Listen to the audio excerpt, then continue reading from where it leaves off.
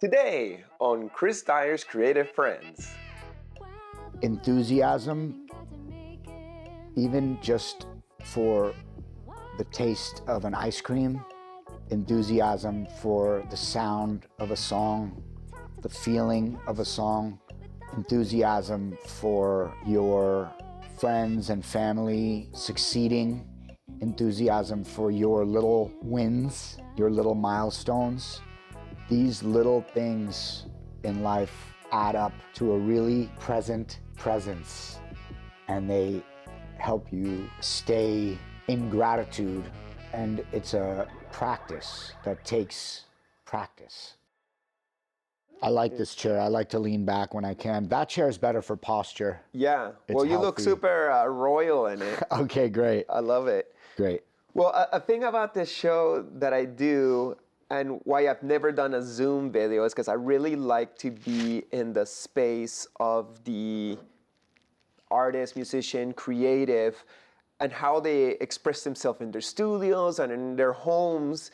And you got such a unique home environment. Like Yeah. it's like a museum of I don't know, of you, of what you resonate with. Yeah. Tell me, like, where do you get all these very interesting decorations and why you do this? I grew up in a house with the most minimal father and the most maximalist mother. My mom always had sun catchers and stones and artifacts from all over the world, family heirlooms, all kinds of trippy objects. She never had like any shelf empty.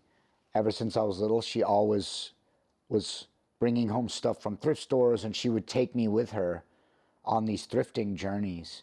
And she instilled the art of the deal, getting the deal, which I think could have steered me wrong a few times in my life, feeling like kind of scarcity when you see a good deal. Maybe you think you could get more money for it later. That shouldn't be the reason why you purchase something, but like I think thrifting was ingrained in me, also collecting.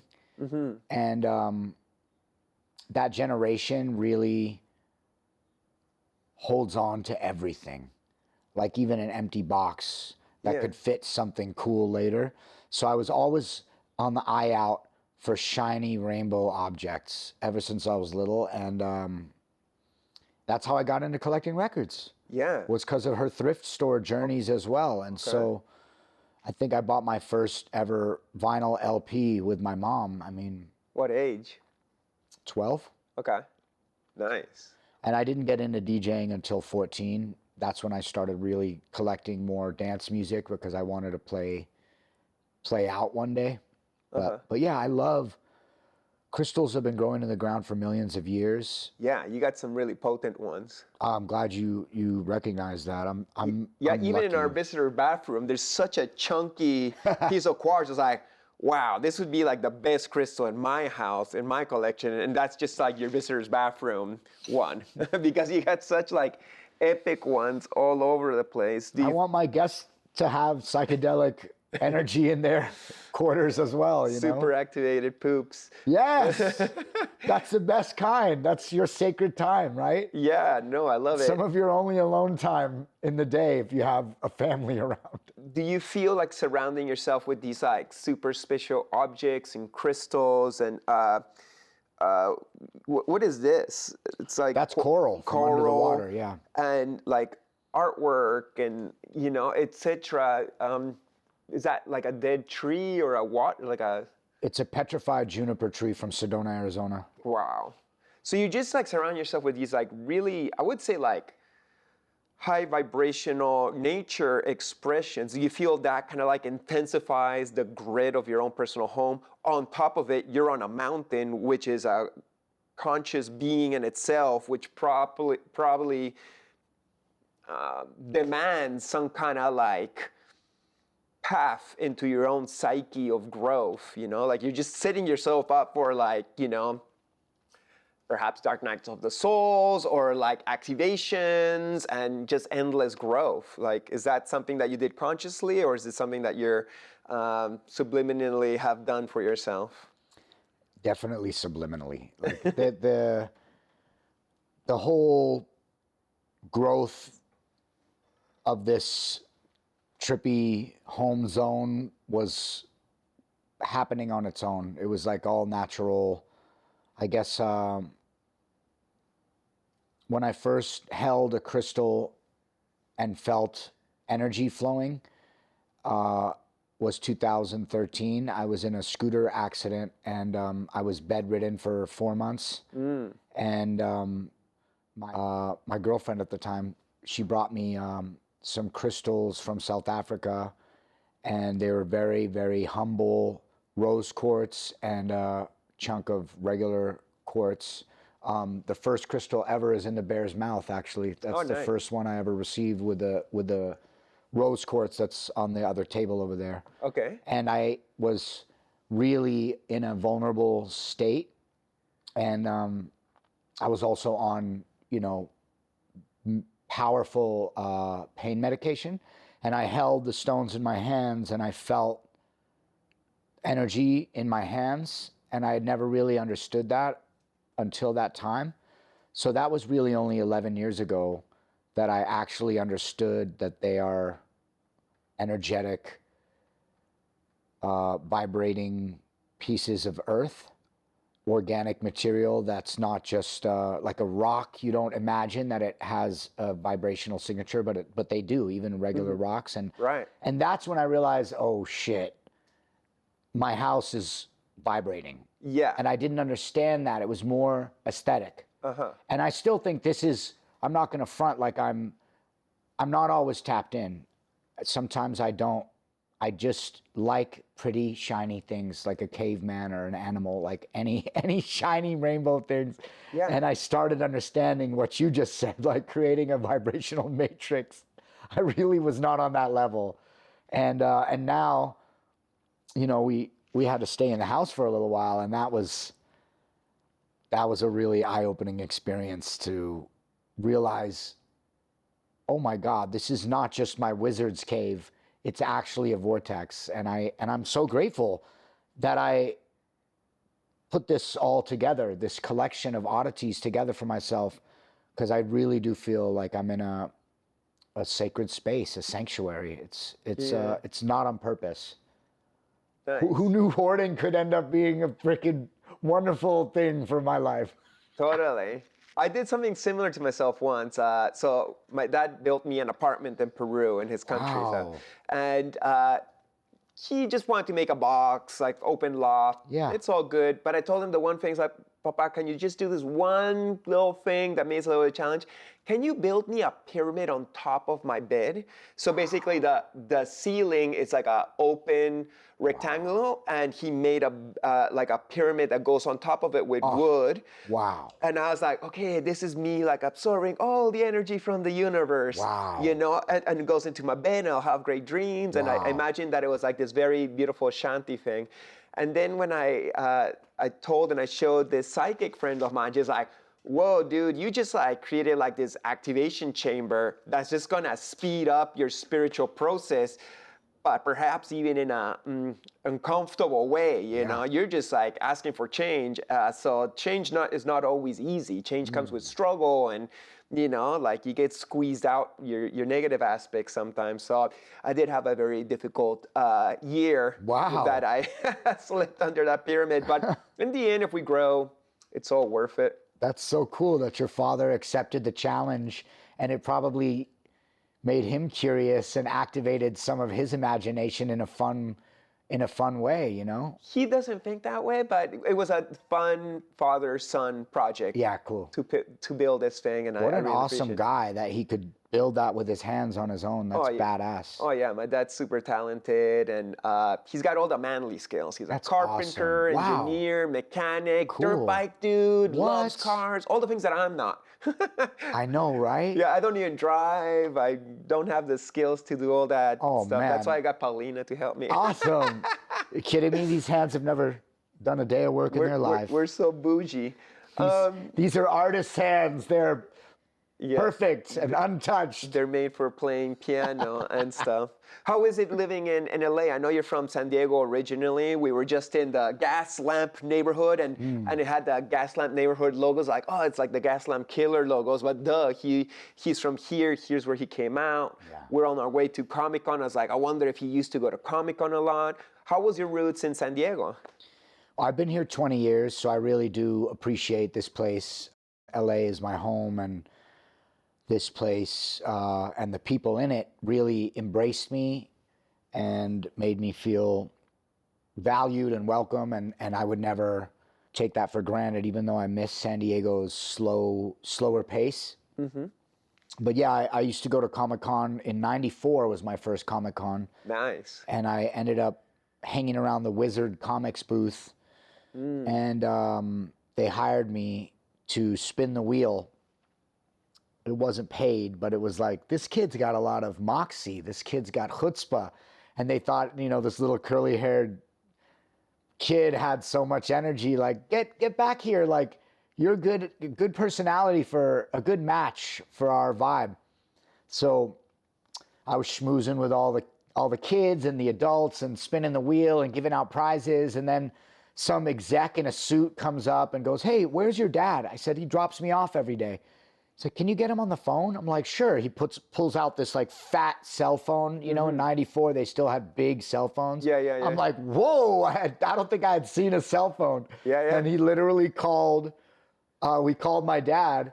And I was like, hey, Dad, there's this man here from Wizard Comics who wants to talk to me, wants to talk to you about me being involved with something they're up to. My dad's like, sure. Can they pay for my parking? Yeah. It was so expensive to park at the convention center. And my dad pulls up. They get him like VIP access, like bring him in, bring him up. And then we go to this upstairs booth, one of the conference rooms above the Comic-Con booths, excuse me. And they're like, we are doing a TV pilot for a show about comics, and we need a child and an adult to host the show, and we think your kid could be really good for it. Would you allow him to audition for us? Next thing you know, literally same weekend, I auditioned for the Wizard Comics TV pilot, and I got cast. No way. And so we filmed the pilot that weekend at Comic-Con, and I went around with a microphone interviewing people at Comic-Con with the other host, and it was like one of my first on-camera experiences. That's so cool. How old were you? 12. Okay. 12 years old. And I had done theater and stuff like that, so I guess I was kind of good at... You're extroverted. Yeah, and I was good at communicating.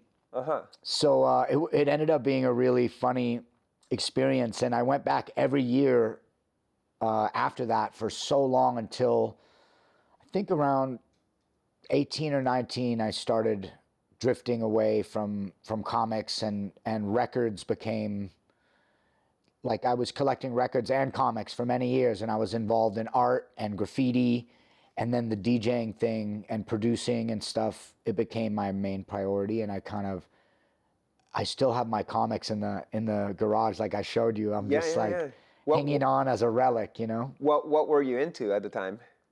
I really liked Dark Horse, and I really liked what was the one called? Not Insight, but kind of more left field, zany. Superhero stuff, or just more like... More subversive, kind of darker themes. Evil Ernie, Lobo. Not as popular as some of this other stuff, but there was this one comic book brand that had like spoofs, cultural spoofs of a lot of the superheroes.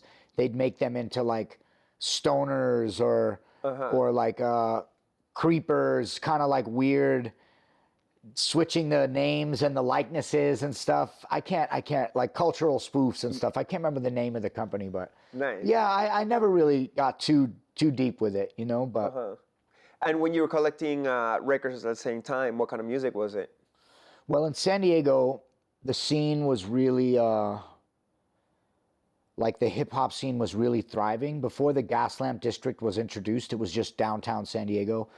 And there were hip hop ciphers on the corners and graffiti and homelessness and drugs, and it was very urban and very exciting, and there were no police really patrolling. It was like kind of like downtown LA, like a little no man's land. So we were able to get away with a lot of fun shit. And the community was strong. And so I was listening to a lot of rap music, a lot of hip hop, a lot of breakdance music, which is like funk, soul, jazz, rock, freestyle. And then there was a really like powerful community of ravers who kind of adopted me. And the kids who brought me in to the rave scene were a lot older than me, and I was kind of like the little brother. And at that time, it was drum and bass was the big sound. And I was like, this mixes perfectly with hip hop, like BPM, tempo wise. So I started DJing, and I would mix jungle and hip hop with reggae and dub. Yeah. And that was like my way of connecting the two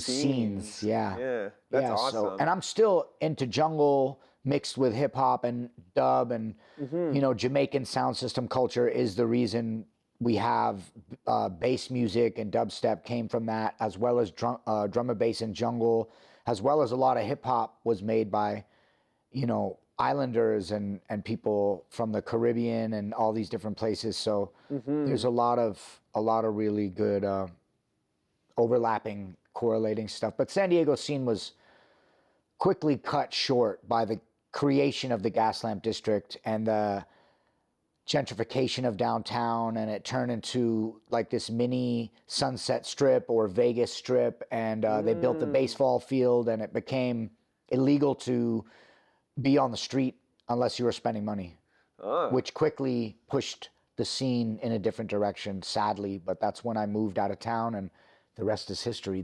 Thank God for the Gaslamp district, because it pushed me where I needed to be pushed. Otherwise, I might have stayed. Yeah. Well, I'll give you your name too. That wasn't my idea. A friend dubbed me this name. The Gaslamp Killer was given to me by a graphic designer named Hoagie. And he was like an older designer who we worked with through Gage, who threw some really cool parties in San Diego. And we needed someone to design our mix CD, me and my friend Adam, ADM. And he was like, you should call it Gaslamp Killers. You're the only one killing the gas lamp, but you also clear the dance floors of all the fake plastic, fancy rich kids. Like he enjoyed the fact that I was ruining the privileged college kids' good time while I was killing it, scratching and doing turntablism and playing MF Doom, Madlib, Jay Dilla, and all these people that I still revere, instead of, at that time, Shakira, Destiny's Child, Britney Spears, Justin Timberlake, and all this shit that's like, looking back, I get it. It's quality music, but it's not, doesn't resonate with me, and it never did. But the club owners of the Gaslamp district, they were under the thumb of their investors to create more value rather than cultivate culture. So that pushed you out once it just stopped being your vibe, the underground, you know, scene you were working with, and you moved here to LA. How was that? And like, did you get to meet all your heroes and the people you looked up to? And how was being in LA, the big, crazy city with so many flavors?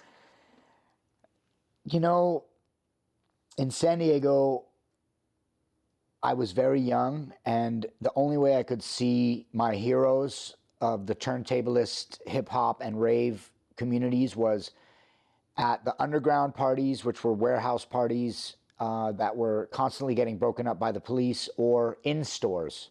So we had record stores who would host those DJs that we're talking about before their club gig in the city.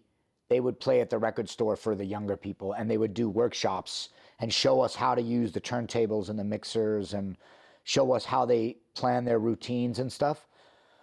So I was already kind of introduced to these guys. And I was just, with my disposable camera, taking pictures with them, and then I'd go see them at raves, and I'd go try to get their autograph in my graffiti black book, and I was already really like nosy. I wanted to learn early on, and I went to this event called ScratchCon 2000, thrown by Qbert and the Invisible Scratch Pickles. And ScratchCon was in Yerba Buena Gardens, San Francisco in the year 2000. And I couldn't afford a ticket, but I took the Greyhound all the way to San Francisco from San Diego. And I stayed with a friend from summer camp and his family. And I fell in love with the Bay Area, and I reintroduced myself to, the beat junkies, the executioners, the scratch pickles, the scratch perverts, the scratch hamsters, all these legends that I still give all the credit for. DJ Shadow, Cut Chemist, I still give a lot of credit to these guys, and they slowly have become my peers over the years. But this was like me having the cojones as a 17-year-old kid to sneak into ScratchCon 2000 through the back door. And during the lunch break, I found my way in through the back of these gardens and jumped a fence. And I showed up in the backstage surrounded by all of my heroes. And I walked up to the back door that had just been opened by J-Rock, Babu, and Rhetmatic, and the back door opened and all of this blunt smoke came out. And I was like, phew, in a cloud of marijuana smoke, like, I'm in the right place. And they were like, we know you. And I just started growing dreads at the time, and like my friends totally recognized me. And I mean, they weren't my friends yet. They were my freaking heroes, like I said. Yeah. But they recognized like the young grommet. That's what I call it. It's like a surf term. They recognized the young grommet, and they let me in. And I told them, I don't have a ticket. Do you have an extra wristband? And they're like, no, but it's the lunch break. No one's in the auditorium. Just sneak in there. So I went and I sat in the middle of like a 500 cap auditorium, hoping I wouldn't be noticed. And I got to see the rest of the day's events. And then someone at the event gave me a free ticket to the after party, which was DJ Shadow, Cut Chemist, with the Invisible Scratch Pickles and the Executioners. And at that time, Brain Freeze had just came out, which was Shadow and Cut's big 45s thing. So Z-Trip showed up, and Egon and Peanut Butter Wolf to play 45s with Shadow and Cut. And it was like... mind-blowing. Yeah, it was earth-shattering. And it was my first time at the Fillmore. Yeah. And I had never been there. And that's where all the psychedelic bands that I worship were playing in the 60s and 70s. So it was just really big. So I ended up moving to San Francisco first. Oh, wow. So long story longer, Yeah. I found myself in San Francisco realizing that the turntablist scene was kind of not exactly in the forefront. And it was this Mac Dre, E40, Too Short, hyphy movement, hip hop experiment going on. And I wasn't really on that cutting edge. And so I kind of felt like I missed the boat for the things I was into. Future Primitive was now a storefront and not a promotions team. They weren't throwing events anymore with like Shortcut and, Vinrock and Apollo and all these DJs that I'm mentioning. Like, they were the foundation of what I do. And that kind of had gone away, and it became this big hip-hop movement, hyphy movement. What was the pinnacle of turntablists? Like, say, the movie Scratch, when did that come out? Because that's what taught me more about, like, turntablism. Also in the year 2000. Okay. So that was, ScratchCon 2000 was the peak of turntablism in the world, not just in America. That was the peak. So I didn't get to SF until 2003. But I started going up there all the time. I started throwing events with friends, Mofono and Citizen 10 up there. And I just felt like I wanted to be in this counterculture zone. And LA was too fast for me. I was always coming up here for raves and hip hop shows, but I always felt like just driving on the freeways was really stressful. And I wasn't really into that pacing. Yeah. And so SF seemed, the Bay Area in general, Oakland and Berkeley as well. It's a little bit more hippie. And like psychedelic. Slower. Yeah. And more hippie psychedelic, absolutely. And before the tech bros took over, It was a very like bohemian place where poor people could still thrive. And Groove Merchant Records is still my favorite record store in the world. It's still there in Lower Haight. Okay. You could find Mars One pieces and Doe's Green scraps on the street, like on plywood. Back then or just now? left back then, left back on the then. streets. Yeah.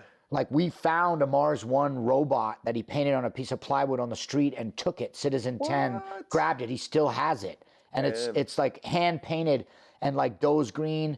I remember, you know, like Basquiat before him, he'd draw on a piece of paper, a Post-it note or a napkin, and he'd like give it to you, or you could get it. Like, and then I became friends with Doe's Green. In 2002, I did Streetwise 2. It was a week-long art experience in Berlin. That was my first international set that I ever played. I was flown to Berlin and put up with Doe's Green, Logan Hicks, She Won, all these incredible artists from the UK and 2 from Japan.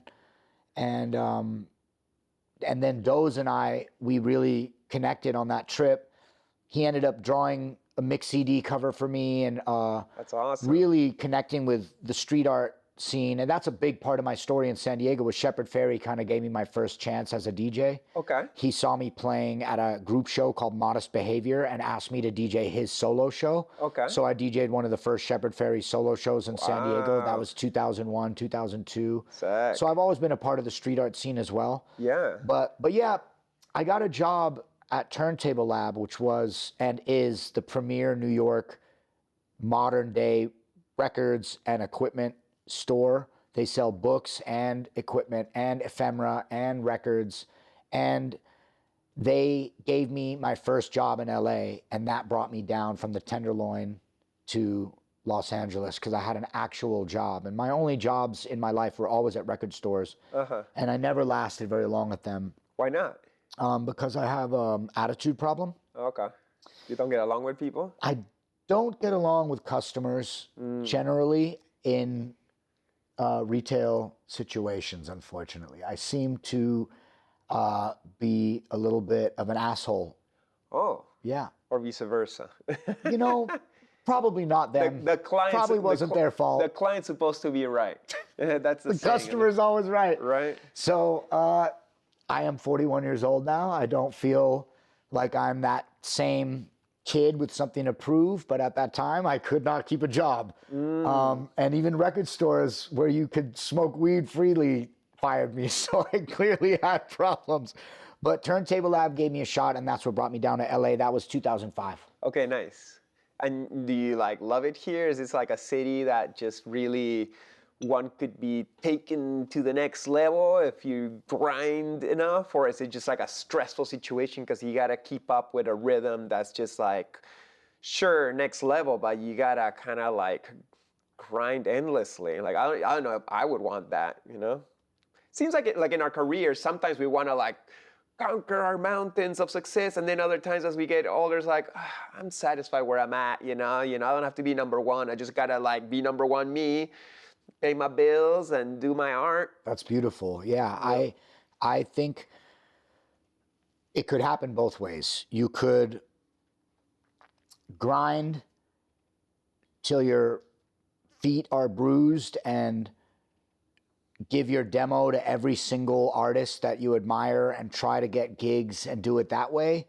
For me, that was always part of it. I had the deep belief in that what I was doing was culturally relevant, unique, valued, and I had that confidence to approach my heroes and give them my demos, which they would quickly throw in the garbage, most of them, because that's what happens to people that get a lot of demos. They can't listen to it all. And before you could email a link, you had to give them something in their hands, which they don't want to put in their backpack or their luggage. They're traveling. Like, I get it. But I think for me, the doors opened organically through friendships that were cultivated organically. Shepard Fairey opened some doors. Doe's Green opened some doors. If the demo has some dope-ass, well-respected art, people are like, well, you know, he must be doing something, right? I think it was the gigs that I played and people saw me perform live made them listen to the demos. So that's why I say the doors opening. We had a label called Sound and Color. Okay. They were the first people to sign Blue and Exile, Miguel, MHE, Ganja Sufi, all these people. We were all close friends, young kids cutting our teeth together. We got invited to CMJ New York, and I got to play with King Britt and Rich Medina at APT in 2004. I went to Japan with Vestax, the equipment company. Like, doors kept opening for me through these relationships. And every time someone would see me play live, I would get an instant booking from that. So I think what I do on stage is unique enough that it opened up a lot for me. What is that you do that's different from what other turntablists do? Like, I know you got a great record collection of all variety of music. The records you play, I'm like, where the fuck did he get that one? I imagine you produce, you DJ, you play instruments, you do a little bit of everything. What, with a tinge of psychedelia and is this like a unique expression of your soul, or is it like an amalgamation of cultures that you enjoy, kind of like the expressions of your home? I think both. My family on my father's side are Syrian, Turkish, Moroccan, Egyptian Jews. And it's a lot. Yeah, and they all immigrated from these countries in the late 1800s to Mexico City. So they all are now Mexican. Like, I think we have 4 generations in living in Mexico City now. So it was really culturally diverse DNA and sounds and languages around me a lot. And my mother's side are Latvian, Lithuanian, Belarusian, Ukrainian, Eastern European Jews that moved to New York City, which is a more common story. And so my mom did stand-up comedy for many years, and she has this thick New York, Long Island accent.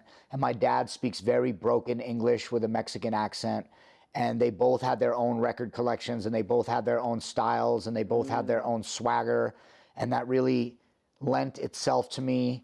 And I started exploring the Middle Eastern sounds, Turkish sounds, and then through, Cut Chemist and Egon and Cherry Stones and Andy Votel in the UK, kind of mentoring me, I slowly started to devour Italian library and French psychedelic soundtracks, and all the while I was using hip hop and electronic sounds in my DJ sets through raves and hip hop and breakdancing, graffiti art events. So these two worlds collided, and I just have always had this amalgamation of styles. And I realized that a lot of music that's made is in between 60 BPM and 120 BPM. And that's the range of a healthy human heartbeat. And it's no mistake that human beings have made music in that range of the heartbeat.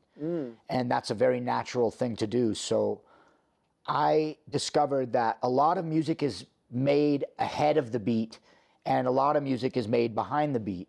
And if you could find different styles of music that's a little more forward rhythm ahead of the beat, the drum beat and the bass line, the rhythm section is kind of energetically progressing in a way that you could match this music that hadn't really been tried to connect in a set one after the other, and the down tempo versions of that BPM on the backbeat can be matched as well. It doesn't matter what the genre is.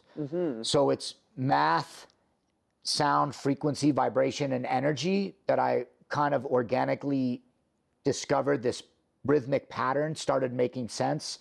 And if you could keep people's heads bobbing, I think you could get away with playing any songs you want. And I discovered that accidentally. And then it became my signature, was smashing genres together. Not very well at first, not very clean, not so smooth, kind of aggressively one after the other, but somehow that became a style that intelligent, advanced, rhythmically inclined listeners could understand. And my elders that, are my heroes, my mentors that became my colleagues and my brothers and sisters, they understood it. Mm-hmm. And they respected it. Yeah, and they respect it. To this day, there's something that I bring that is unique, and it comes through my cultural heritage and my curiosity that is undying to find these otherworldly sounds that I can blend together to blow minds and keep your ass shaking and your head bobbing at the same time. And that's the educational and entertainment connection that I try to provide my audience in hopes that they are intelligent enough to come with me on that journey, Mm-hmm. And they don't even have to understand. It just gotta sound good and get them going. But I see it and I appreciate it because I see you're doing a cultural oneness where it's not like, oh, it's just this little box or this little box. It's like, let's break all the walls and open up to the divine, godly vibration within all cultures and bring them together as one. And that's what I try to do with my art. It's like, oh, I'll put a little bit of this culture and that culture. And it's not like me disrespectfully grabbing it like, oh, whatever, as long as it looks good. It's like, I love these cultures and I got appreciation. And I also see the resonance between them all. If you're going to make them flow into one piece, painting, group of paintings, then it creates a unity. And that's why I always resonated with your music. I remember one of the first times I got familiar with what you're doing, it was when I got to first meet you. Somebody had passed me a picture of you DJing using one of my T-shirts, and I was like, whoa, this guy looks dope. And then it went on YouTube, and it was a show where they're coming to your house and you're showing this record and that record, and Tulio did Dispacho, and I can't even remember the name. Tulio de Pescopo. Yeah, I ended up getting one of those records for my birthday because I was taking notes. Like, what? I was taking all these notes. And then, and I was fascinated by your record collection. Do you still collect lots of vinyl, or is that calmed down? How much is you DJing records from other people as opposed to your own production? Or perhaps lugging 1 million records around the world is a thing of the past for all DJs, and now Serato's the way to bring it all together without damaging your very valuable collection? I still collect from collectors at record shows, private collection sales, curated events around rare records. We have a lot of collectors who come through LA via Rap Cats to do these small sales. And then I'll treat myself to some rare LPs, Mm-hmm. But for the most part, I've tried to bring down my consumption of physical items and slowly start to decrease my absorption of culture in physical form as the streaming game and the MP3 collection game has gotten easier. Mm-hmm. Hard drive space has gotten cheaper. It's become significantly easier to collect, organize, remix, and recreate and blend sounds through Serato DJ and a computer, still using 2 turntables and a mixer with control vinyl. I'm manipulating the vinyl the way I always did, but we control the signal digital into vinyl. So the culture is still the same, the movements, the patterns, everything I studied for the last 25 years, I can still use that and the knowledge without having to destroy my records, risk bringing them out, break my back carrying them. And I could play 10,000 records off of a computer with no hard drive. And I could play for, 3 days straight if I was strong enough, and never run out of music and never run out of genres. Yeah. And even in one night at my event series, Airplane Mode, I call it Airplane Mode because I'm trying to encourage people to get off their phones and live in the moment. So to switch your phone on airplane mode and really be present with the sound and the vibration and the frequency and the energy of the audience, and instead of holding the phone in front of your face, that's a big part of what I do. I play cumbia, salsa, samba, Turkish, Arab, dubstep, hip hop, and drum and bass, and reggae and dub, and even some dance music all in one set. And somehow I keep people moving with me, and somehow I educate and entertain, and it's so much easier than bringing these records that took me my entire life to find and acquire in good condition, and bringing all the crates out and organizing them by tempo and energy like I do. It's just better for the audience and better for me. And so I don't feel the need to prove what I own in physical form. You know, that kind of fire has lessened in me. Yeah, it's less of a flex. So like, less of a flex. Here's a technical question. I don't know even if it's like an interesting question, but you want to get another? Thank you. Just sparkles. So say if you were to play something from your record collection, I don't know what's allowed or what's proper or not for like a DJ who plays, but would you go buy the song from iTunes and then play that knowing that you got it on your record collection, or do you record it from the vinyl with just some recording device onto your computer and then use that MP3 or whatever?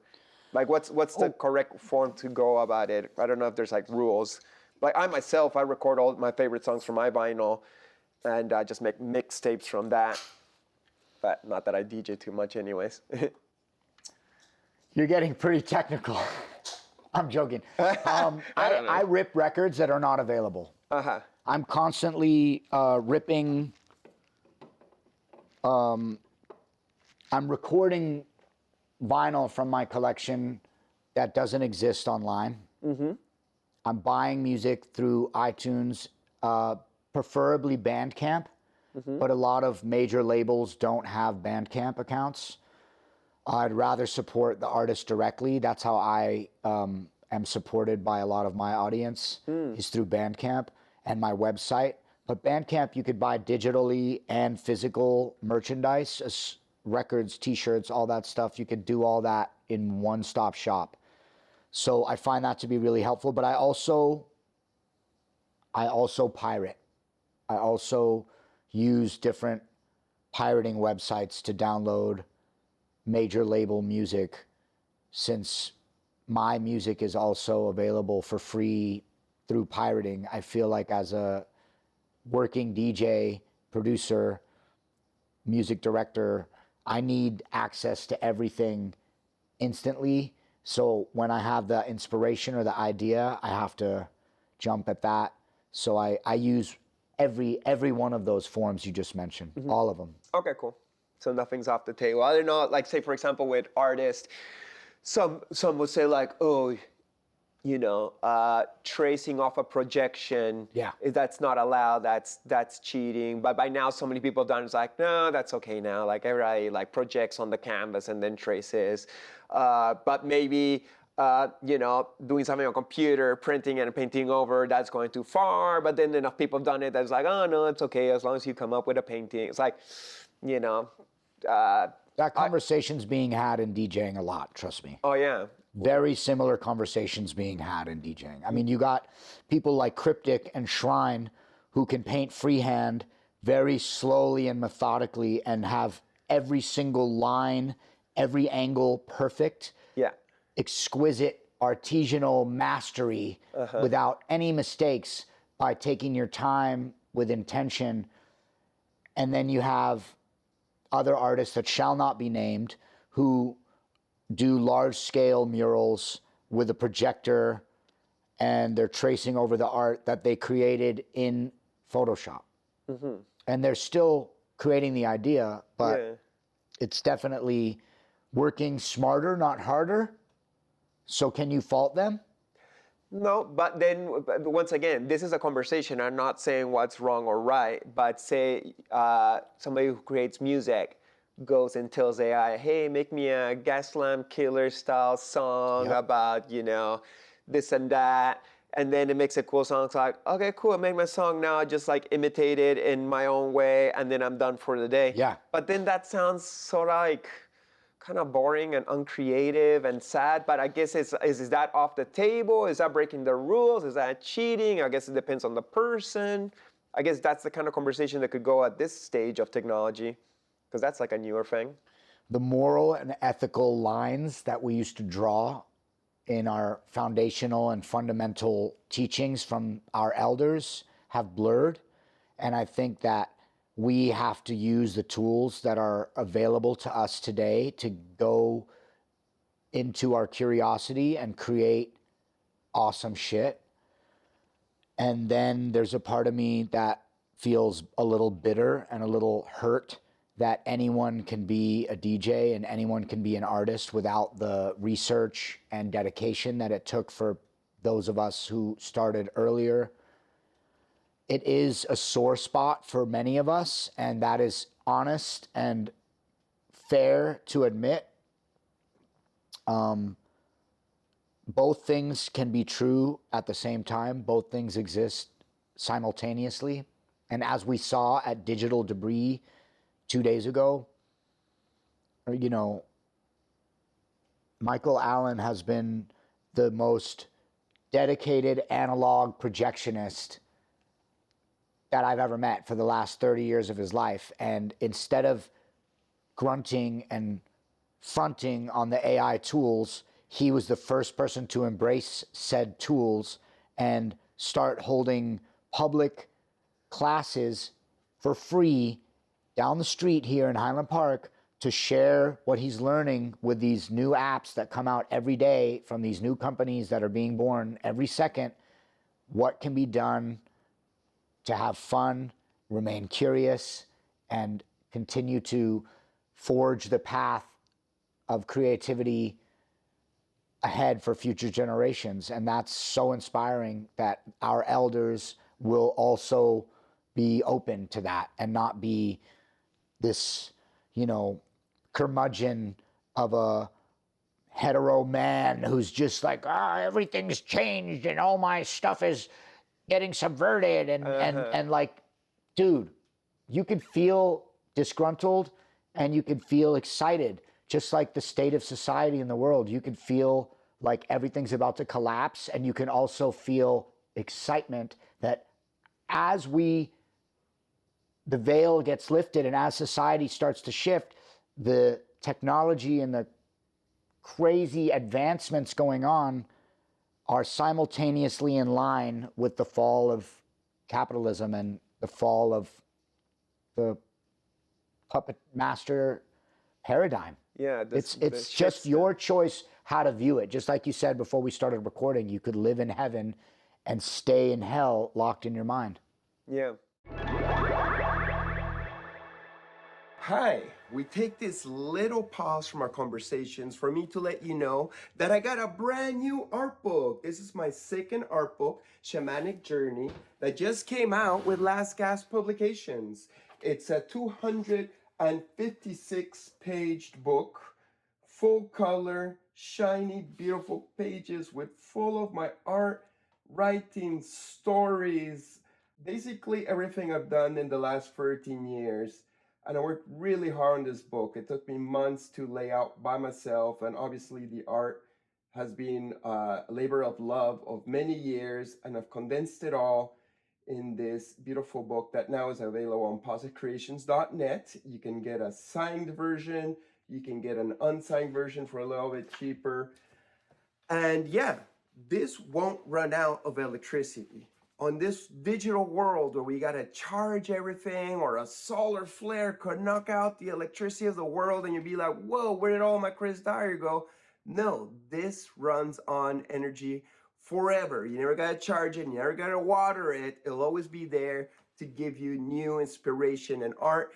And I've done this with a lot of love, and I hope that you will get a copy for your own personal library. And reflect yourself in it and make your own book and story of your life. But here's mine, and I hope you will enjoy it. PosseChristians.net. Thank you.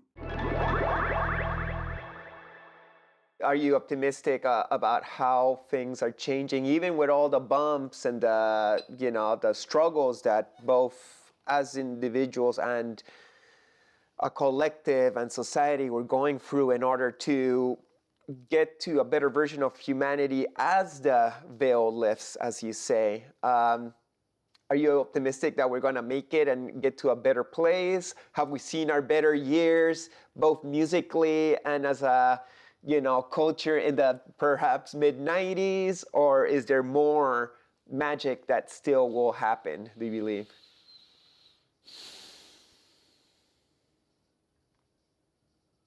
I don't know. I have no idea. I've taken the last 7 years to go inward and to stop worrying about what's happening outside of me. And that was kind of forced on me. But I think that it needed to happen because I was finding myself stretched too thin by society. And so there's both feelings are happening simultaneously. My lack of fucks that I have left, my lack of care and worry is teetering on the edge of my need for camaraderie, community, hope, and understanding, patience. There's like a very delicate balance going on. I feel like sometimes I'm dancing on a razor's edge of caring too much and not caring enough. So I really don't know what's coming, and I don't think I can change it, so I can't give it that much energy or attention. Yeah. So that's just where my energy field is at with absorption of all of this. I'm really careful with what I let in and what I put out.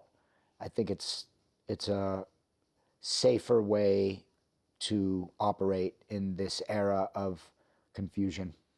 Yeah, well, that's very wise. Thank you for your honesty about it. I think like it's a good approach to simply trust the process, whatever it will be, and surrender to what comes. And with the trust, know that hopefully it all gets us. Either way, we all go to heaven at the end of the day. I believe. Even the bad beautiful. people, eventually they make it to heaven. That's Maybe beautiful. they need 10 to 100 more lives to learn the lessons they need to get there, but they will get there, and in the end God always goes back to itself after playing the video game. That's beautiful. So it seems like your music always works really well with visual art. You are an art collector. You got, Mars One and Mir, and even one of my paintings on your walls, and your album covers are always by these great artists, and you always, collaborate. For example, last time I saw you was in Miami. You were DJing for the Mir show at the Museum of Graffiti. What's your personal relationship with art, and what's the importance of art and music teaming up in order to deliver a certain vibe or message? When I was growing up, hip hop and the four elements within it were the foundation of my creation as an artist. And graffiti and breakdancing and emceeing were easier and more affordable than DJing. Dancing and rapping are completely free. Anyone can do it. It's a good place to start. So I was a dancer right away. And I never really rapped or rhymed. I freestyle in the car from time to time, but I really was more like a rhythmic, spastic, energized young kid who was always moving and dancing at my friends' parties and doing stuff. It's an honest movement is like an honest, organic thing for a child to do and be interested in. It's like a natural thing. So I immediately started like finding my body and how it moved and discovering that part of myself really early. And then rapping was like, nope, I'm not smart enough for that. Like, and you could tell a lot of rap isn't as smart as it used to be, but people used to study and research, and their topics were so deep. I learned so much about philosophy, science, and all these things from hip hop back in the day, because these guys were really well versed. And they got to be so quick. That also, It's a quick rhythmically, and get the word that makes sense, but also rhymes. it's like, insane. I still admire it so much. But graffiti, if you can get the cans, however you can get the cans, ethically, morally, there's a question there. Some of us racked, and some of us saved up to buy, and some of us got them from how we got them. It doesn't matter, but it was a little more challenging to get aerosol cans, and spray paint was expensive, especially for a young kid. So I met a bunch of graffiti writers very early on. I was connected with Shepard Fairey, like I said earlier, very early on. I would put his Obey stickers on my skateboards, and Black Market opened with Dave Kinsey. And I started getting stickers from Dave, and I just worshiped these guys. I thought that art was so iconic and so incredible. And then I would go to San Francisco as a young adolescent teen and take pictures of BA Crew, Giant, Mike Giant, and Adam and Bliss, like watching these murals all over San Francisco and just being so blown away. And then Doze Green, I'd see him on the album covers of my favorite music and just be like, how can someone draw like this? How can someone create this idea out of their minds and put a pen down to paper and draw what they see and make it more fantastical than what we can see with the naked eye? It's just always been incredible to me. And as someone who cannot draw, who has not been able to cross the threshold of stick figures to art, I find it incredibly amazing, and I'm still blown away by it. And it's the fourth element of hip hop, Mm-hmm. And it was always around me. And I went to B-Boy Summit to dance, to DJ, to see the freestyle sessions, people battling each other, Project Blowed and Filet of Soul, and all these events in LA and San Diego. We had the Cypher, which was my first party I ever threw, and we had all four elements being represented at these events. And Black Books had their own room, and I would line up with other young graph heads to get a page done by AWR, MSK, LTS, all these crews in LA, KOG. I had to get a tag in my Black Book from these guys that I'd see their murals all over the streets. So I was obsessed with all these people from an early age, and I'm still blown away by the top to bottom, end to end burners on trains that were in the 80s and then the 90s, how the Germans created this new 3D diamond lumen and like all these crazy advancements, one after the next, and then seeing Mars One. I do not understand how the Further Collective can do what they do. I don't comprehend it. And then the subversiveness of Banksy. This guy is the most deep, profound, subversive fucker in history of art. I know Banksy has become popular culture, but the message behind what Banksy does is so profound to me. And the fact that we are bombarded with advertisements every day of our lives and that we can't take back that space, that shared space, is absurd. And so graffiti taking back that shared space with their anti-establishment, FU nature gets me going.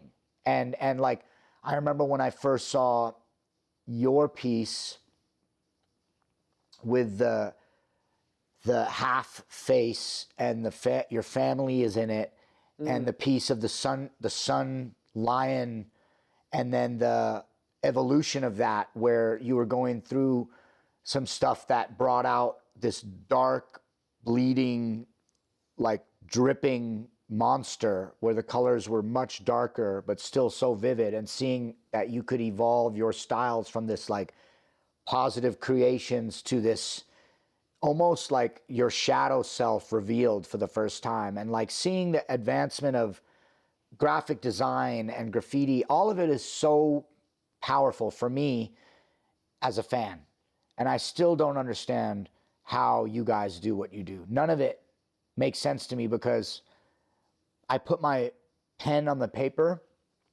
and it's so horrendously ugly and it looks so shitty, and I have this vivid picture of my mind in my mind, and it just cannot be translated. And so I think it's mastery, you know, and broken fingers, doing top to bottom, end to end buildings, and Cryptic doing top to bottom, end to end, repeating patterns of this Sanskrit. And it actually is saying something that you can't read or understand, but you don't need to. It's just aesthetically pleasing. Same way I can't always feel the vibration of my stones, depending on what state of reality I'm living in at the time. I know they're vibrating and sharing. We are sharing energy with each other. So there's the visual arts and visual realms have always been untouchable for me, and that's what makes them so magical to me. Nice. That's and awesome. they are so important to me that my music needs to be accompanied by something as profound and prolific as the sound, frequency, and vibration you're getting from what I'm putting down on tape versus on paper. Right. I really like that that cover of that single from Alejandro Soldi. Soldi, right? Sorti. Sorti. Yeah. Yeah, Argentinian dude. Really trippy, shamanic, psychedelic, weird. Yeah, it's definitely a plant medicine ceremony he's depicting, and he's depicted that in many of his pieces. Uh-huh. Yeah, that was for Nissim. That was for my biggest song. And it took me 10 years to give that song the love it deserved. With a single. Yeah, and that single with Alejandro's art became the template for the music video that was made by Man Mantis, Mitch Pond. His rotoscoping video for Nissim is one of the greatest music videos I've ever had the honor of being involved with, and that could not have come, not the idea, not the characters, not the style, not the coloring, without Alejandro's art. So grateful for that. That's awesome. Yeah, you got some very trippy music videos, like the one where you cut your hair off and the beard and it comes back and forth. Yeah, Marielle Tepper, she's my main music video director. She created that video for me with the help of a really cool stop motion animation studio called Open the Portal, one of the last stop motion animation studios in North America. They're down the street from here. Just wonderful people, keeping the torch lit for fans of Bruce Bickford and Jan Svankmajer, and like this lost art that obviously is having a resurgence through the incredible Mexican master who did Pinocchio and all that stuff. His name is escaping me. Yeah, I don't know who that is. He's like the most famous stop motion, most famous director who uses stop motion nowadays, Guillermo del Toro. Okay, cool. Master. His studio has a stop motion animation wing now, so it's like the support for that art is coming back. But yeah, I love the visual arts must be top tier. Yeah. Never recoup, never can ever do any accounting for that. Yeah. Nobody can ever tell me what I'm allowed to spend on that in my team or anyone that works with me or for me. It makes no sense to them, the amount I spend on my art, you know? Yeah, but at the end of the day, it's about putting out an expression that's unparalleled or like reflective of like the best of you, and to be like, oh, I'm only gonna shine this bright because I don't want to spend too much money. Like, that's not a reason to limit yourself in any way. I appreciate you saying that, and I agree, but going into debt for an album cover or a music video is so insane. It makes no sense. Well, I think it's not about money, but it's about making sure that the artists that I work with get the energetic and financial compensation if possible, and that hasn't always been the way, and I'm forever indebted to certain artists. yourself included, and Marielle Tepper and people energetically, they have me on retainer for life. You know what I mean? And Oh, I try yeah. to be of service for them Now whenever you gotta I let can, me you know? crash at your place and let me interview you and stuff. This is a privilege to have you guys here. It's an honor. Oh, thank you. Yeah. I was very happy to make that painting of Charlie for you.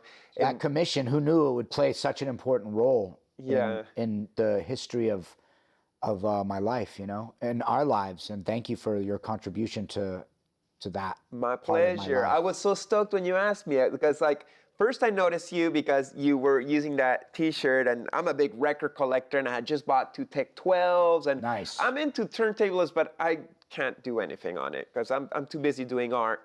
So then when I saw you, I was like, whoa, this guy kills so much, and he's interesting, and he's interdimensional. I'm like instantly #1 fan. So I made that mural of you in Montreal.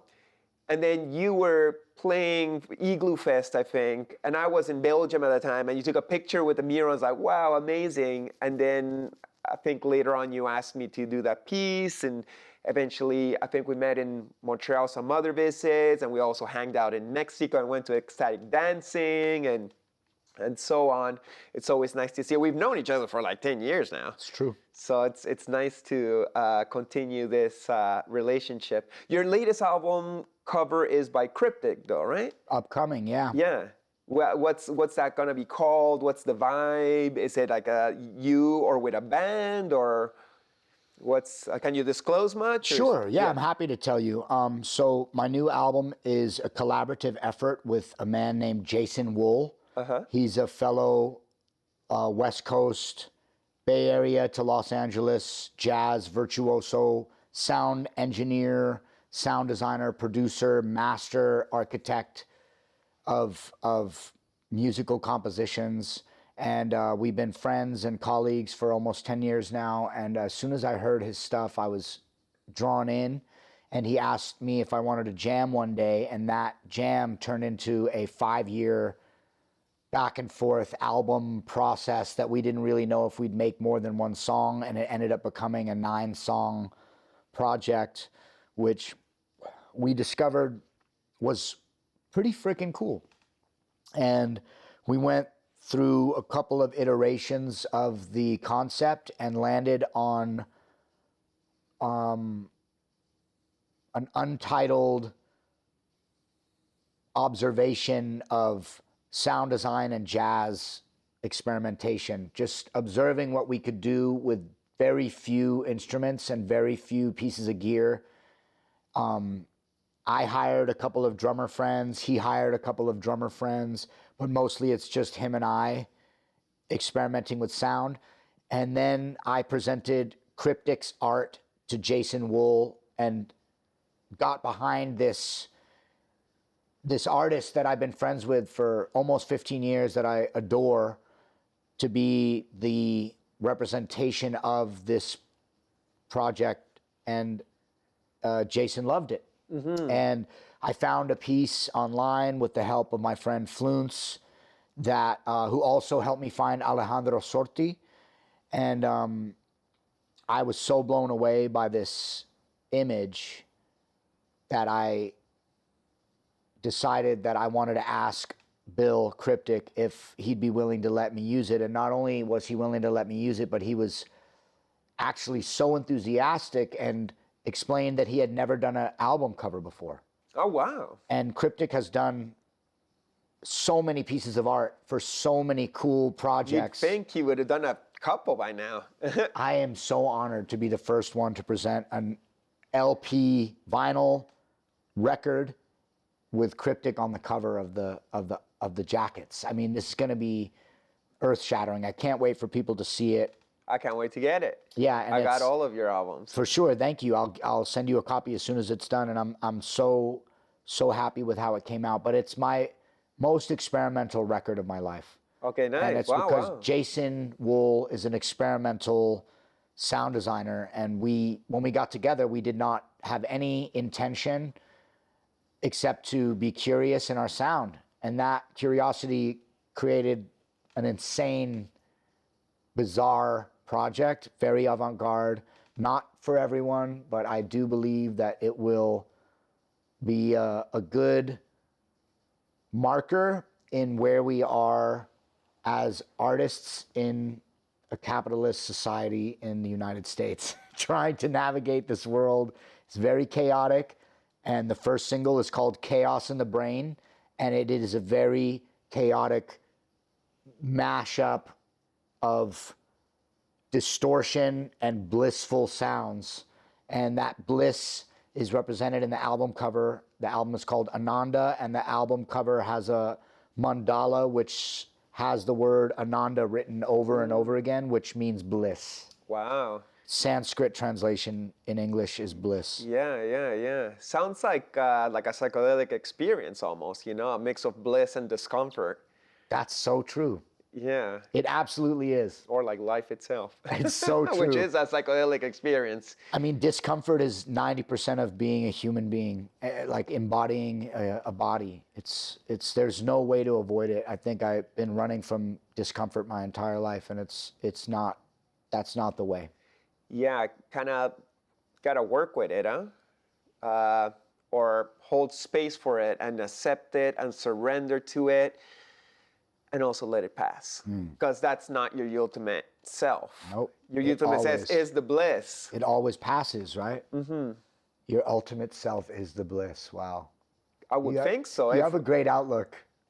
I believe we're drops of God, and God is love. So beneath it all is a shining sun that perhaps is covered with like the confusion in the mind and the traumas and the pain of everyday physical experiences. But if we can just let it all go, or at least surrender to it and let it be, maybe that sun can shine a little bit more. But it's trickier some days more than others. Talking about the psychedelic experiences, your music is, for me at least, psychedelic reflection. How much, I don't know how much you want to share about this, but like, what's your journey through entheogens and plant medicines in your path to tapping into your ultimate true bliss self? I mean, growing up in the rave scene in San Diego and LA, I was introduced to psychedelics very early. And I don't know how good that was for the developmental stage of my adolescence into my teens. But I know I never fit in. I never got along with kids at school. I never had a friends group that I could trust. I never felt connected to this machismo of the boys at that age in school. I always felt kind of out of place. And when I first experimented with psychedelics, I immediately found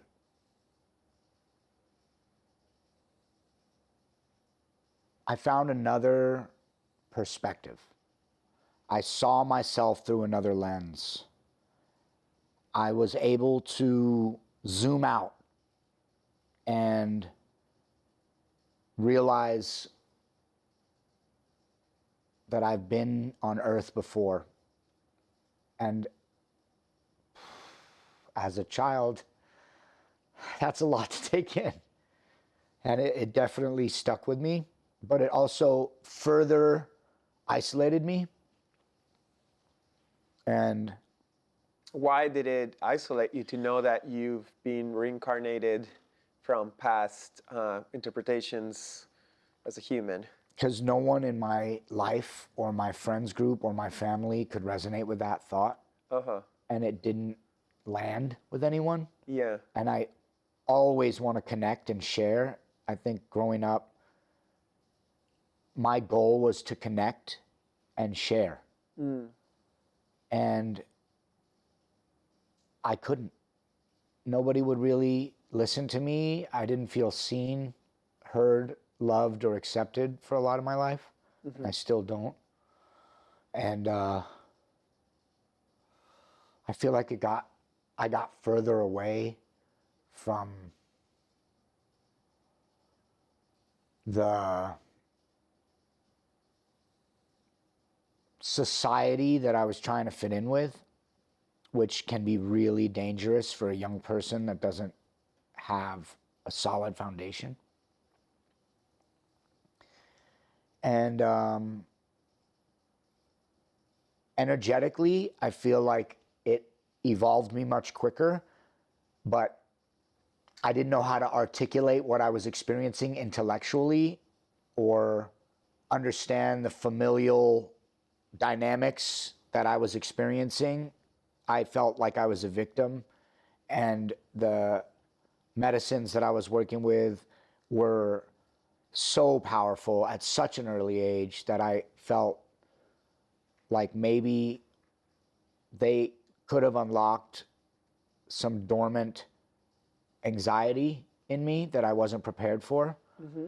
And I didn't stop experimenting with them because I wasn't aware of what was happening. Mm-hmm. And I felt like I wanted to seek that bliss much more often than your nervous system will accept or appreciate. Mm.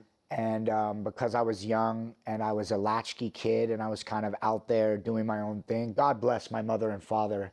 Isaac and Abby had me at 42 and 48, and they're now 83 and 89, and I'm only 41 years old. It's a very interesting path that they chose, and that I, chose this unit to come to Earth through that I knew would be a challenge, and I gave them many challenges too. And the kids in school were way, way behind. And my friends groups were way behind. And the girls that I was dating were the only ones that I felt were understanding of the nuances that go on in the mind, body, soul, and spirit. And so I always had more girlfriends than guy friends, and I still do. And I got in a lot of trouble as a kid, so I was forced to go to AA meetings when I was 16. And I was around alcoholics. I was like, I don't drink. Why am I here? It's because the court ordered me, after getting in trouble enough times, to rehabilitate me rather than imprison me. Juvenile hall, they think it's not so bad, but for young people of color, that's how they introduce them into this system, which they constantly get stuck in for their whole lives. And looking how I look, I was able to avoid that juvenile system through rehabilitation. I am very grateful for that. I know I'm privileged for that. But a lot of the kids in the rehab system, and I never went to actual inpatient, but I was going to these meetings for parents and teens recovering together, parts. And it was this awesome system where I learned that even kids that had it all and that were rich, living on the water with their families, were on drugs and confused. Mm-hmm. And I realized that we all had the same issues. We all suffer. Yeah. It's different kinds of sufferings for different reasons. Perhaps it's not lack of food, but perhaps lack of love from your father who's working all day. Yeah. It's different for everybody. You're more like in the middle, so you could experience perhaps an array of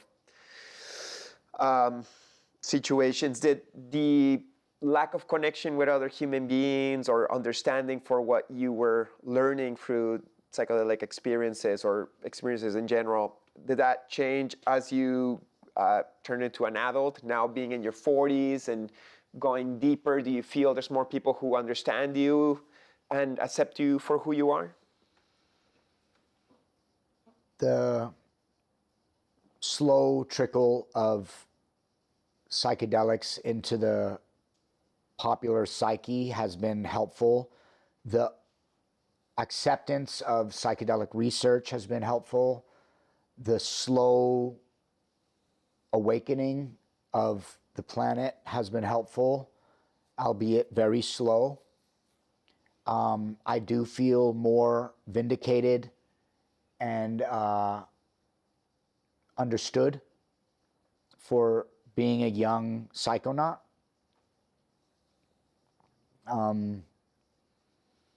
There's a part of me that wishes I would have had more guidance at an early age, because I feel like I struggle with different forms of addiction now that are very challenging.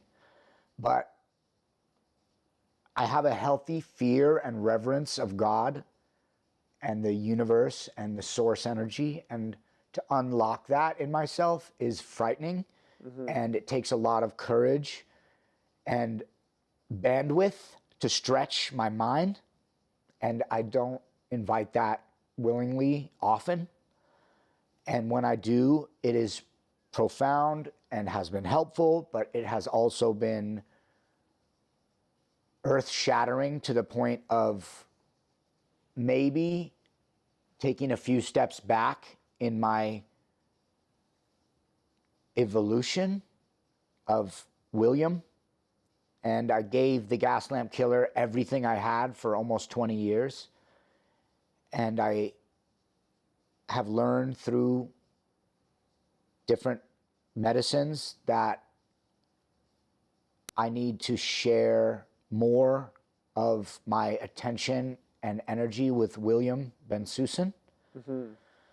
Benjamin Ben Shushan deserves love too. And that's this child that's locked deep within me that I haven't been able to free. And I get glimpses of him every now and then through somatic healing, therapy, meditation, yoga, breath work, and plant medicines. I've unlocked some pretty heavy connections with him, but he's still trapped. And I feel like the everyday practices that I cultivate will help me more than consistent ceremony. Yeah. I see you on a healing path. I've seen you on a healing path for years now, and I think you're doing the work. And I know the work's not easy. Like, most people could just push that aside. It's like, well, I'm just going to keep on humaning and not deal with these issues. And I know you don't want to do it. Like, I don't want to do it. Like, what, like go doing these, like, hard experiences that make you sick, that put you in extreme discomfort. So then you can face the hardest parts of you that you have to, like, just either accept or let go, or both. But you're doing it, and yeah, you can't be doing, plant medicines like that often. You need to really integrate and learn from it, and then start living from what it teaches you. And sometimes it takes years, like you gotta go easy on yourself. There's no magical pill, and one day you're enlightened, and what's the point of being a human? It's nice if the video game has more levels to play. But I commend you, and I think we're still at the beginning of a new humanity that will observe psychedelics, entheogens, plant medicines as something that's really important in our development of evolution, and perhaps being at the forefront of it is both commendable, admirable, but also kind of like dangerous, and it's a double-edged sword that sometimes can cut us too. And as you said, it might have taken you a couple steps back, but sometimes you need to take a couple steps back before you can, like, jump further forward. So, we accept it all, we trust the process, and know that eventually we go back home either way. Yeah, I'm having a really powerful and challenging dream here on Earth. I'm excited to see where it leads.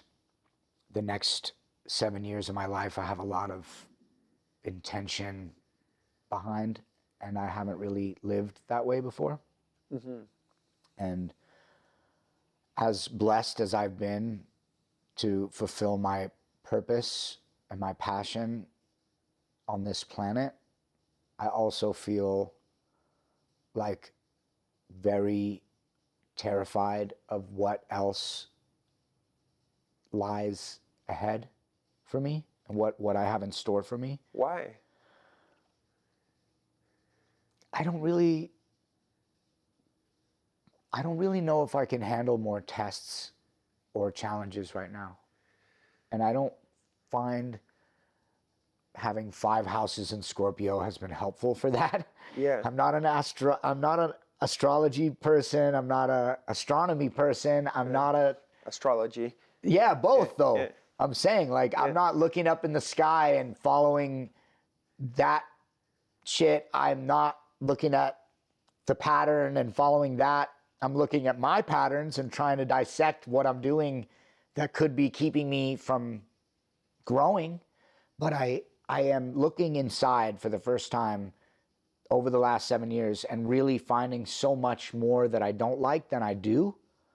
So I would really like for the next 7 years to find some things that I love and learn to love myself. And that's been really challenging. And I don't seem to get there without suffering. And, Well, I know... doesn't have to be that way forever, man. I know. Yeah. I really know that. I don't want... That's why I'm terrified. Yeah. Because I don't want to learn anymore. I just want to feel good and feel like I'm here and I understand why and what and all that. As know? a person who suffered a lot, I'm very sensitive too. And I've gone through the ringer, and I think that was helping for me ultimately, and I'm grateful for those experiences. But I also know my life is not supposed to be endless pain in order to grow.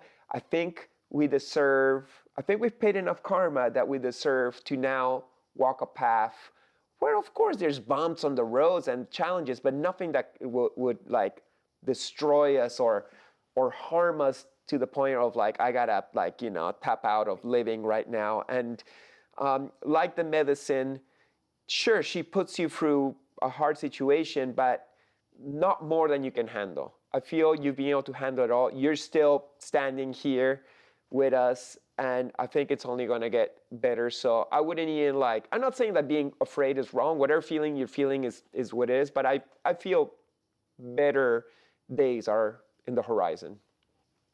From my personal opinion, at least. So I wouldn't fear it. And if we keep on just trusting the Most High or our higher selves, we know that we will get to where we're supposed to get either way. And all will be well. I mean, ever since we met, you've shared that perspective with me. And I really appreciate your outlook on life and karma and your understanding of this embodiment. And the fact that we get to do what we were put here to do is so beautiful. The question that I have posed to me a lot by close friends is, do you think you have done what you're here to do? And if so, why do you think the universe is constantly shaking the tree and scrambling your program and throwing wrench in the system and making you slip and fall so often? Is there another path that I refuse to see, even through all of these forced detours? And I can't answer that question. And I should be excited about it the way I'm excited for what the collapse of civilization and capitalism could bring artistically. I do feel excited for the future rather than afraid. But there's a part of me inside, selfishly, self-centered, ego holding on to this thing I built that I'm not sure is my destiny anymore. And that's been the most challenging thing in the last while, that I'm really, that's the fear that's growing instead of being relieved by all of this work I'm doing. I thought the fear would subside a little more, but maybe it's just today's fear. Yeah. Where we're at right now is not the same place we'll be later tonight or tomorrow. Do you feel this is a feeling of despair? It's not excitement. Yeah. It's not enthusiasm. Maybe it's kind of like we climbed this mountain and then we got there and then like what are we seeing there? Was this truly the top of the mountain, or maybe it was just like an illusion? And sure, let's climb our mountains as we play a video game and make a new album and express ourselves musically. But perhaps the true climbing of the mountain is just finding that place where you can sit down and be like, you know what? I love myself for where the fuck I am. Good, bad, perfect, imperfect. Here I am, and I love where I'm at. And I'm sure there'll be better versions of myself in the future, but when I get there, I'll love that version too. As for now, here's where I'm at. And I see you trying your best. I think if you try your best, you know, like the 4 agreements, you know, the last one's always like, just try your best in all the other ones, you know? Be impeccable in your speech. Don't insult yourself. Don't insult others, you know? Don't make assumptions. If people are on their trips, or don't take things personal. Those 2 and 3 are almost like the same one, you know?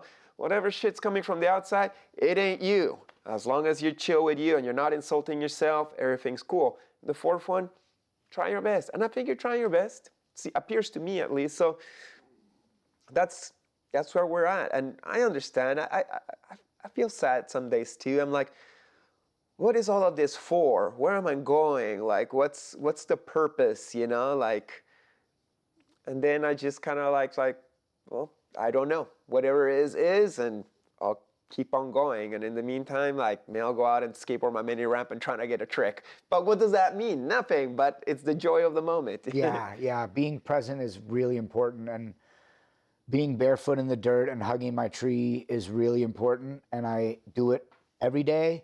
And thoughts come up and I let them pass, and feelings come and I let it pass, and not fixating on the negative thoughts and spiraling is really important practice, but it's also takes a lot of work.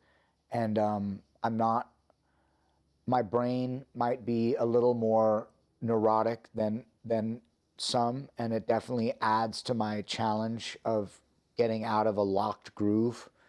But I also think that neurotic brain has allowed me to create things that some people would not be able to create. And I know I have to take the good with the bad, not even good and bad. I have to accept the dynamic range that is me, and learn to appreciate that. And some moments I look at my life and I think, wow, I can't believe it. I'm so lucky. And other moments I think, wow, I can't believe it. I'm so cursed. So that's just like every day is a different trip, you know? Mm-hmm. Yeah, I guess it's just a perspective, or just time to embrace it all. Good days, bad days. Yeah.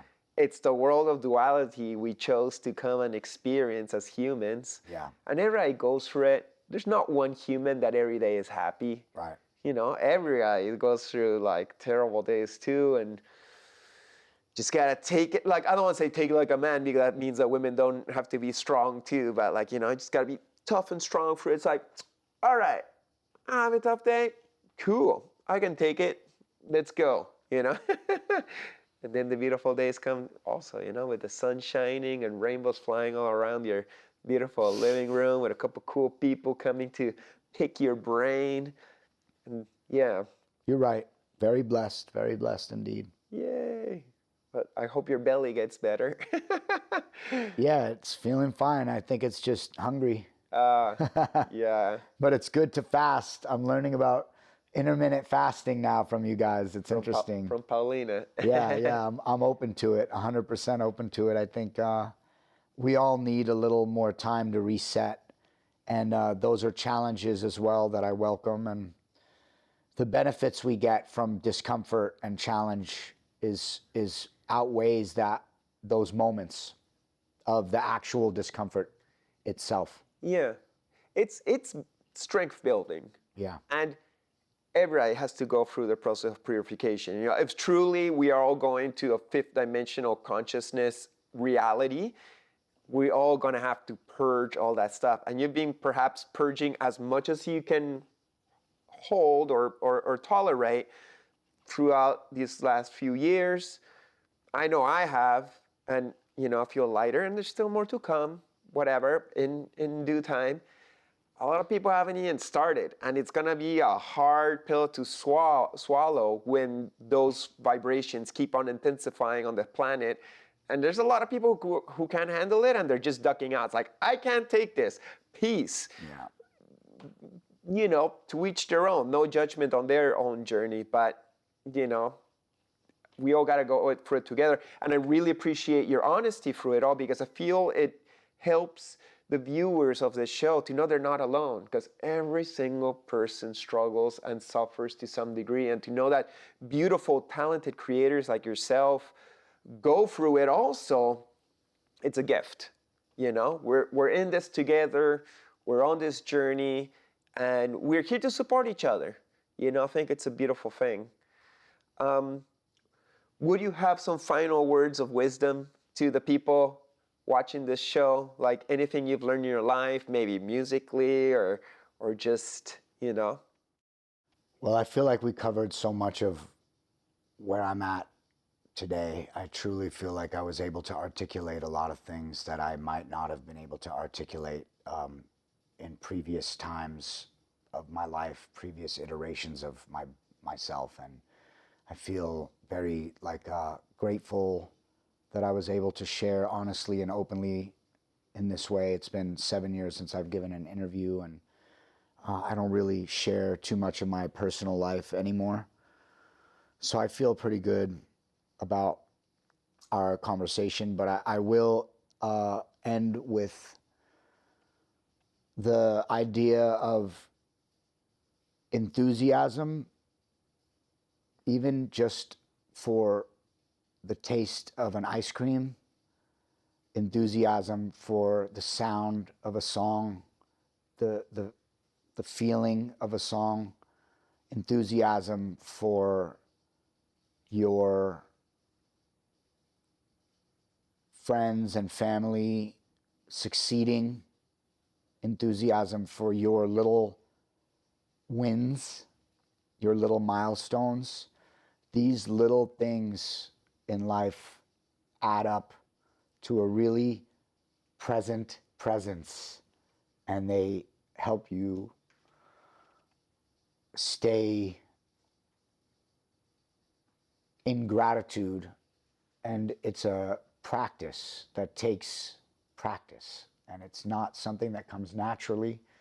I think our DNA is still survivor's DNA. I think a lot of people are living in fight, flight, freeze, and fawn, and it's very hard to stop the subconscious mind from puppeteering you throughout the day. And when I go to sleep every night, I make a checklist of all the things I've accomplished and all the things I'm grateful for, rather than the things that I have to get done that I'm putting off. Mm-hmm. And when I wake up, I do not look at my phone for the first half an hour. If I can go an hour, I do, but I really try to sit in gratitude and forcibly make a list of the things I'm grateful for, rather than jumping right into the work. And I think, you know, cultivating presence and bringing up the energy from down below and harnessing your chi physically, really digging for the good things those moments have been so imperative to my survival and to my evolution. And it's very, very challenging. And I don't use the word hard or difficult anymore. I use the word challenging, because, like you said, there's so many levels to this shit. There is no point in tapping out before you've tried again. Mm-hmm. And I try and try and try again. Mm-hmm. And it never ends. The challenges keep coming, and the tests, trials, and tribulations keep coming. But like you said,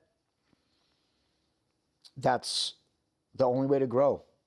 And I know I have a lot left to do on this earth, and I don't think I'll be able to see the path before me without those challenges. I really do feel that way. Okay. Well, I appreciate what you do. I think you've already made a difference. That's undeniable. Even if it's just for me, I can only speak for the human that lives inside this body, but who you are and your music and how you express yourself resonates with me, and I appreciate it. And I know I'm not alone. And I believe this conversation alone has got a lot of medicine for people. And, you know, this could touch as much hearts as an album, this level of honesty. And I think right here, like, we've taken like steps, and maybe this is a challenge too, but like, hey, what else are we gonna do then, you know, keep on moving forward? You're doing great, Will. I love you so much, man. Thank you, Chris. I love you too, brother. Aw. Thank you. Woo. And thank you guys for watching another episode of Chris Dyer's Creative Friends. Make sure to like, comment, subscribe, share, and we'll see you next time. Blessings. Woo. Aw, we made Paulina cry. I had to hold back so much. Aw. I'm gonna stand up. Yeah. Oy. Heart to heart. Yeah, man. Thank you, man. Yeah. Next episode, Greg Sipes. Mostly right now, I'm in cartoons. I'm the voice of a lot of cartoon characters. Yeah, like your Michelangelo for Ninja Turtles. I'm a Ninja Turtle. I'm Beast Boy on Teen Titans, Teen Titans Go, all the Beast Boy versions. That's me. Yeah. I feel like we're always gonna attract what we're supposed to be doing here on Earth, and these characters have allowed me to like really be there for children around the world, to entertain them, to teach them, to inspire them, to make them laugh. And these characters are just different parts of me in different forms, being able to be an entertainer, an activator, someone that inspires playfulness and fun and creativity and freedom. So please make sure to subscribe, like, comment, and share. Big thanks, and see you next episode. Peace.